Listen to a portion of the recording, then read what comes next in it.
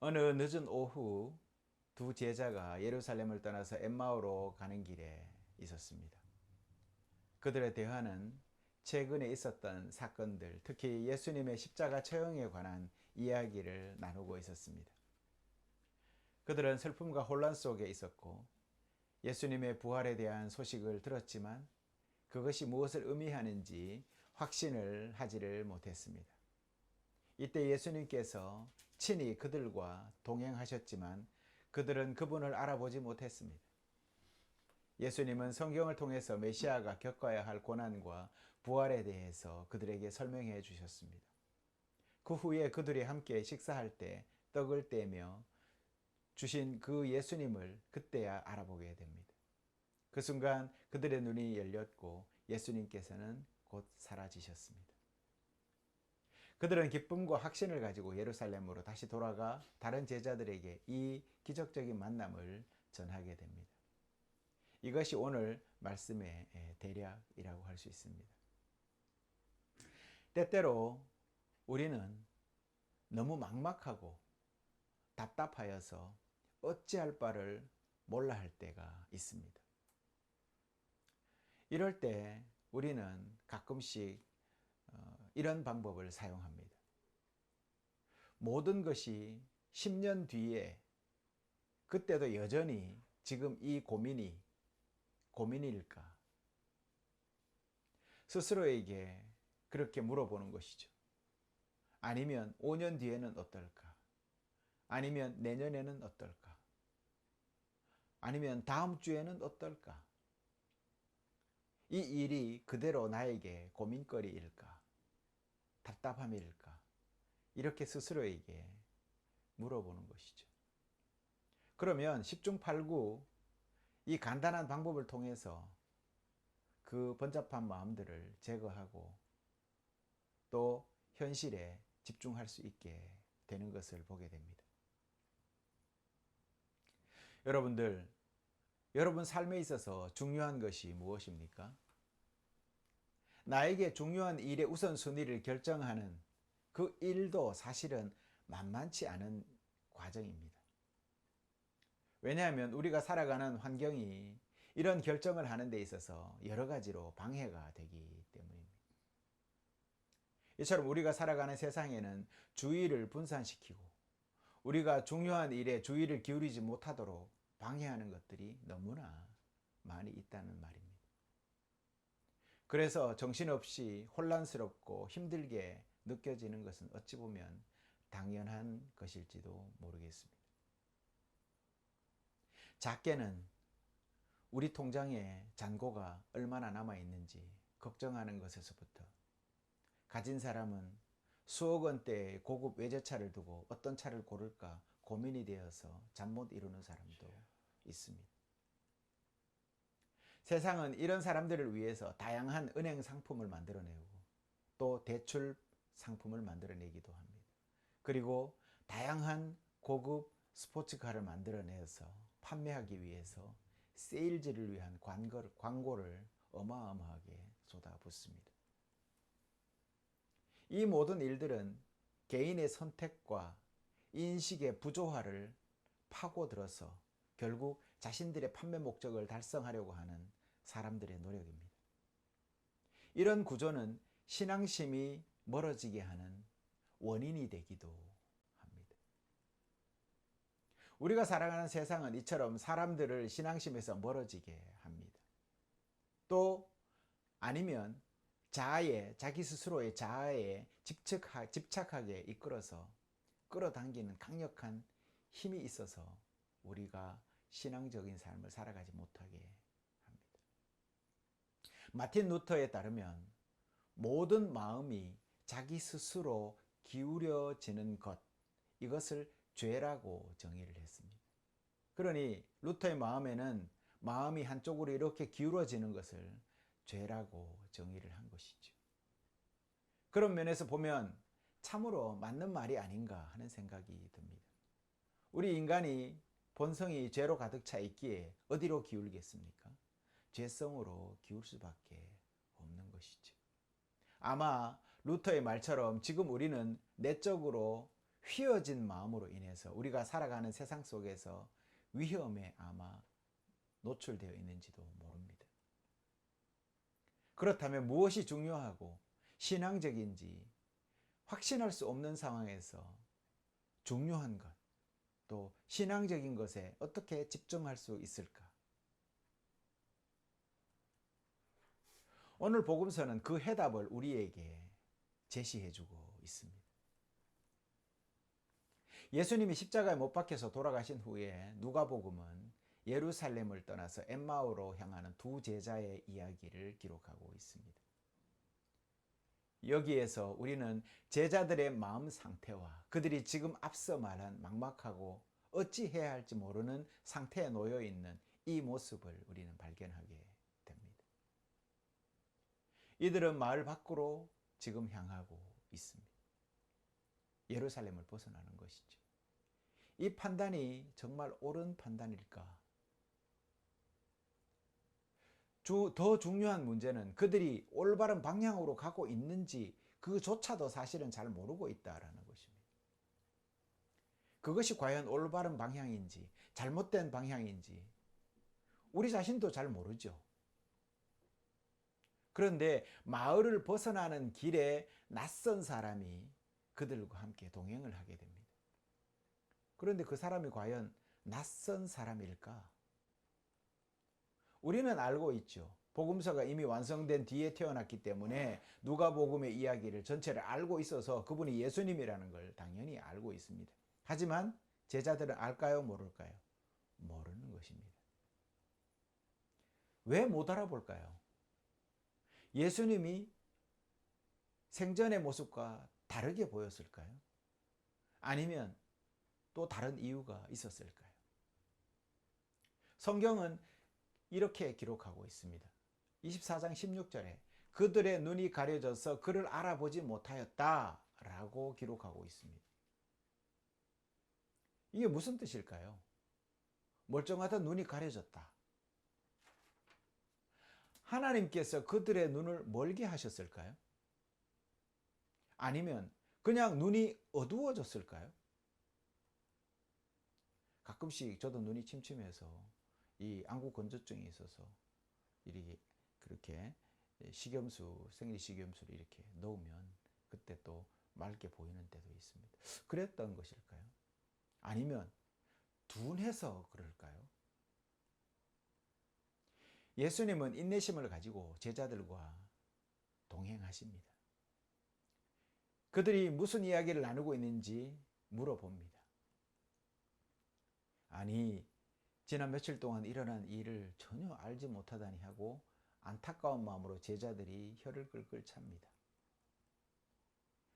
충격을 받은 제자들은 이스라엘을 구원할 것으로 기대했던 예수님이 어떻게 십자가에 못 박혀서 죽었는지 그리고 장사되었는지 이 낯선 사람에게 들려주기 시작을 합니다. 그리고 그들이 들은 또 다른 이야기도 함께 전하는데 함께한 여인들이 무덤을 찾았을 때 예수님의 시신은 사라지고 예수가 살아났다고 말하는 천사를 만났다 라는 그 이야기를 그 낯선 사람에게 전해줍니다. 이윽고 예수님은 그들에게 어리석은 자라고 말을 합니다. 그리고 선지자들의 모든 말을 믿지 않는 마음이 더딘 자들아, 마음이 무딘 자들아, 그리스도께서 이런 고난을 받으시고 그의 영광에 들어가셔야 하지 않겠느냐라고 그들에게 말씀합니다. 예수님은 계속해서 그들을 위해서 성경을 해석하고 선지자들이 어떻게 이 모든 일을 행했는지를 자세하게 설명해 주셨다라고 합니다. 어떻게요? 설명해 주셨다. 성도 여러분, 이제 여기서 잠시 멈춰서 매우 중요한 한 가지 사실을, 팩트를 분명하게 짚고 넘어가야 할 게 하나가 있습니다.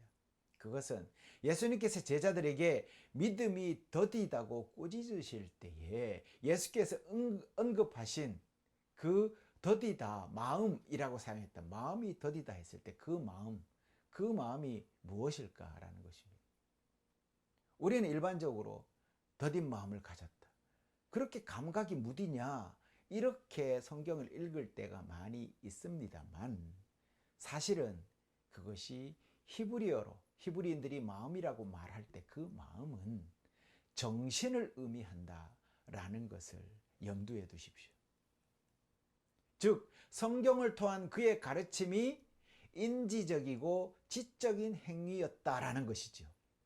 예수님이 지금 그들에게 설명하시는 과정이 그것을 돌이키는 과정이다라고 하는 것입니다. 인지라는 것이 무엇입니까?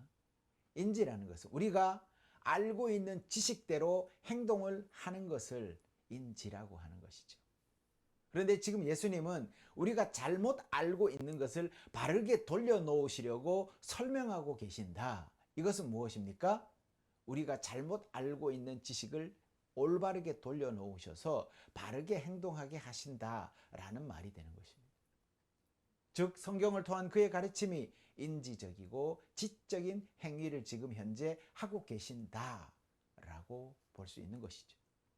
그러니까 지금 예수님은 공동체 안에서 함께 모인 제자들의 정신과 인식을 어루만지고 계신다라고 봐야 합니다. 성도 여러분, 우리가 이런 얘기를 자주 하지요. 이해를 추구하는 신앙, 이런 말 들어보셨죠? 우리가 믿는 기독교는 사실 이해를 추구하는 종교입니다. 지금 예수님은 길을 잃고 헤매면서 어찌할 바를 몰라서 우왕좌왕하는 제자들을 이해로 이끌고 계신다라는 것이지요. 그렇다고 해서 감정이 믿음과 아무런 관련이 없다 이 말은 아닙니다. 우리는 마음을 다하고 뜻을 다하고 목숨을 다하고 힘을 다해서 주 너희 하나님을 사랑하라 라고 부름을 받았다는 사실을 명심해야 됩니다. 이때 마음을 다하고 할 때 그 마음이 무엇입니까? 정신을 다하고 이 말입니다.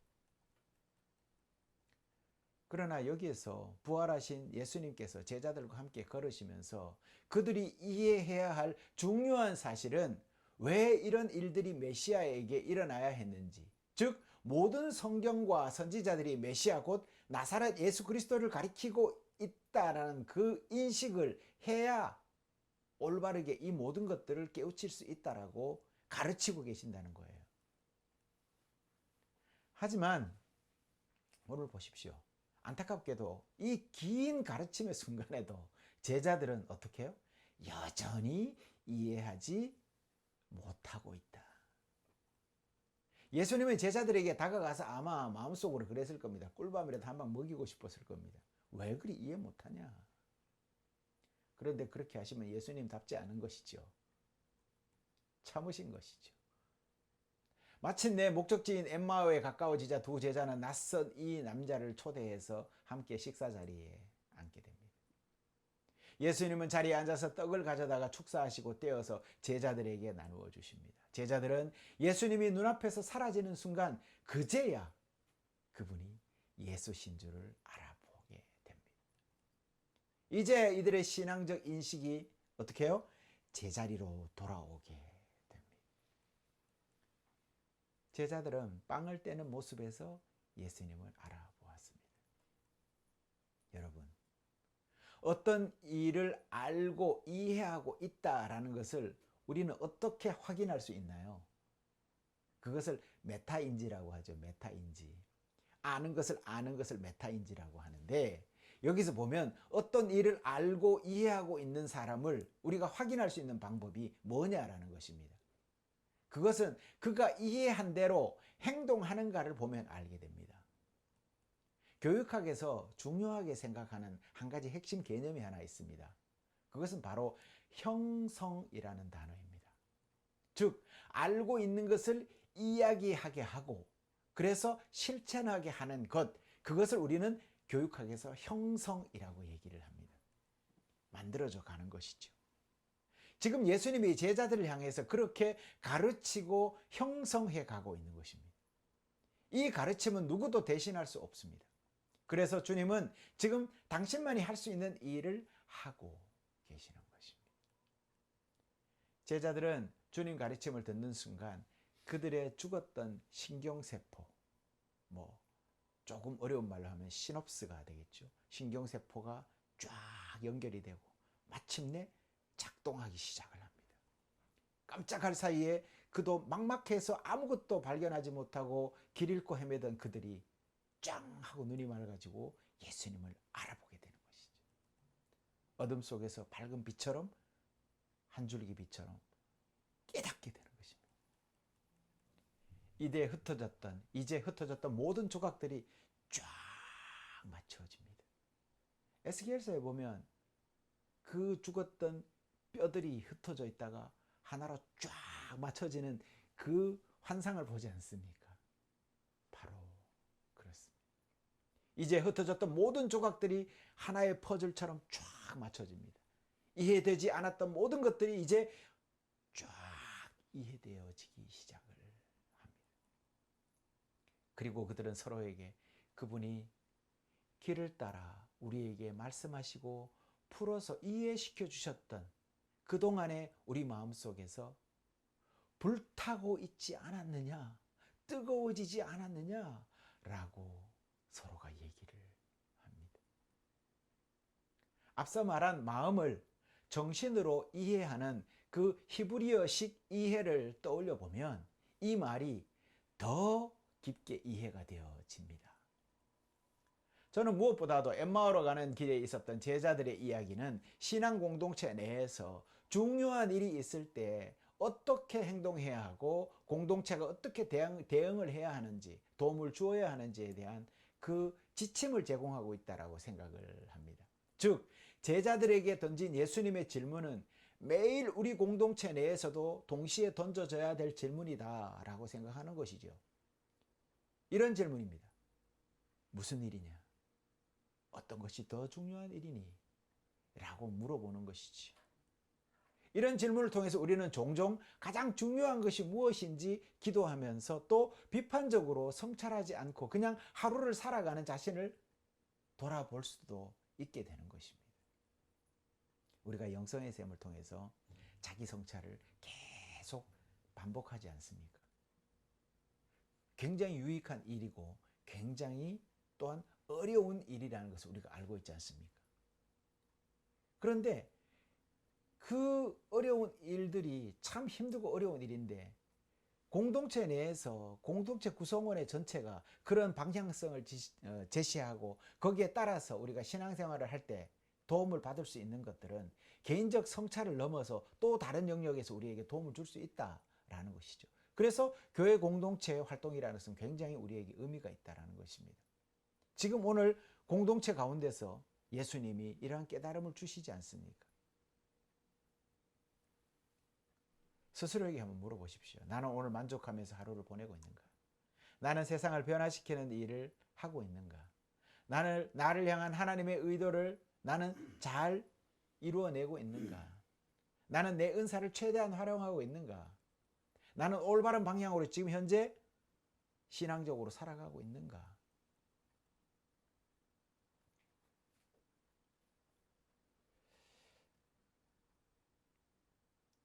두 제자는 문자 그대로 마을 밖으로 향하고 있었습니다.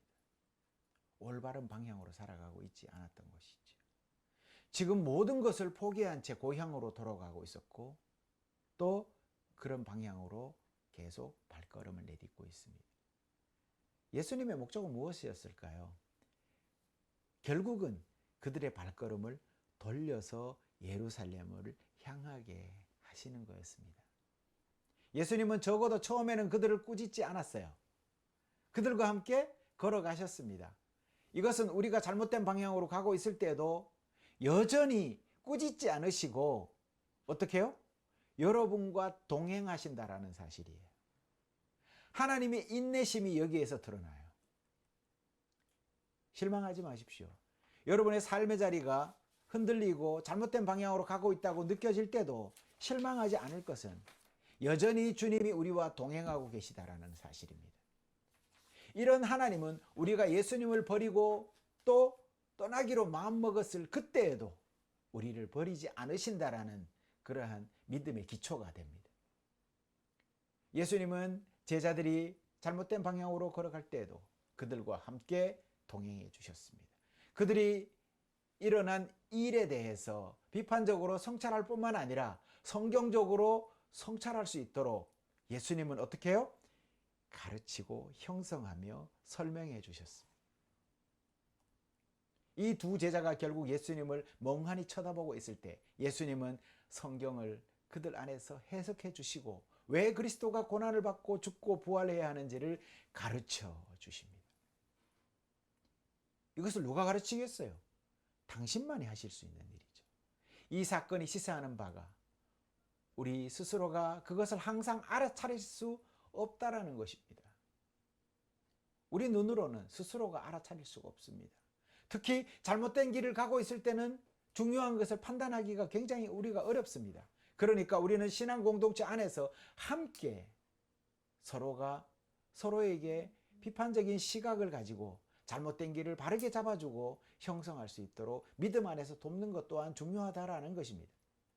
믿음의 공동체 안에서 개인 기도 속에서 성찰을 통해서 깨닫기도 하지만 다른 사람들로부터 건설적인 조언을 듣고 그것을 통해서 배우는, 그래서 성장해가는 그러한 과정도 중요하다라는 것입니다. 하지만 성찰은 꼭 필요한 훈련이죠. 철저하게 성경적인 훈련인 것입니다. 우리는 언제 예수님과 함께 걷고 있는지 알 수가 없습니다.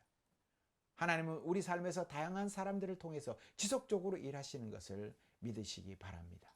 우리를 바른 길로 돌아오도록 돕기 위해서 항상 다양한 방식을 통해서 일하신다는 사실을 잊지 마시기 바랍니다. 문제는 우리가 저처럼 목회자로서 말하거나 신앙인으로서 조언을 드리는 것이 아닌 처음 보는 낯선 사람이거나 우리가 별로 신경 쓰지 않는 사람들이거나 아니면 갈등 관계에 있는 어떠한 대상으로부터 이러한 조언을 듣게 된다면 마음이 내키지 않을 수도 있다는 사실입니다.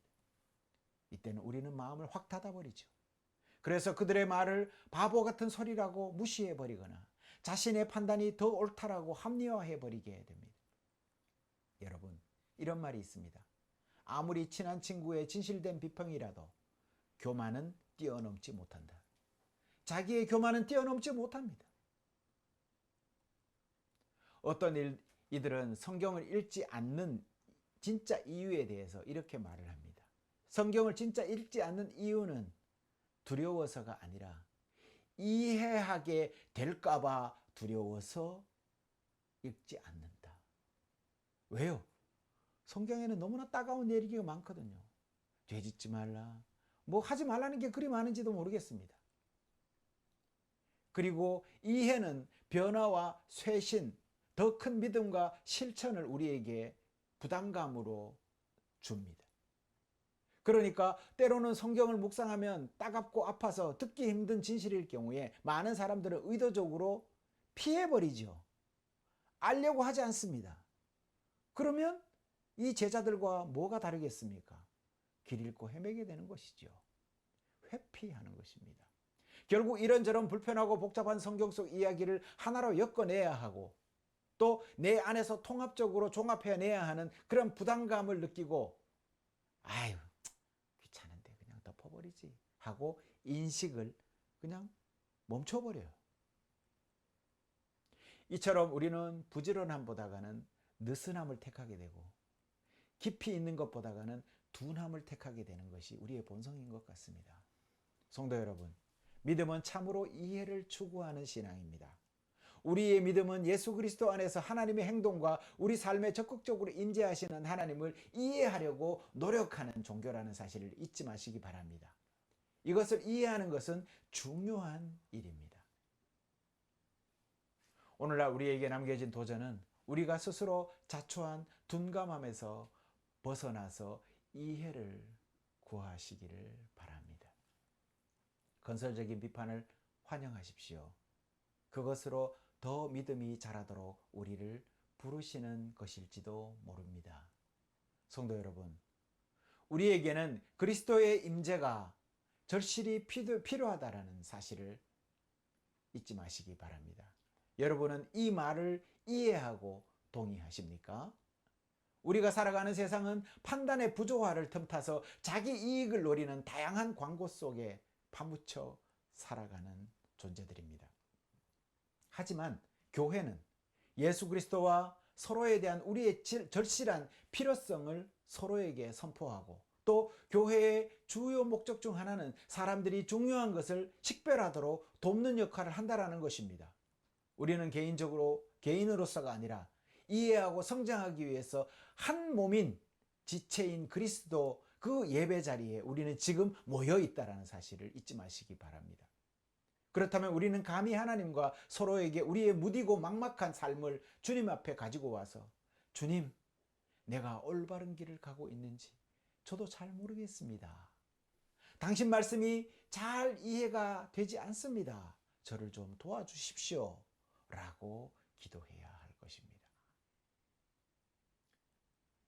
교회의 부름은 하나님과 자신, 그리고 다른 사람들 앞에서 낮아지라는 부름입니다. 이 약속은 여러분과 여러분의 자녀와 또 멀리 떨어져 있는 모든 사람들, 곧 우리 주 하나님께서 부르시는 모든 사람들에게 주신 것입니다. 이 말씀을 명심하시고 하나님 안에서 힘내어서 한 주간도 승리하시는 모든 성도들 다 되시기를 바랍니다. 기도하시겠습니다.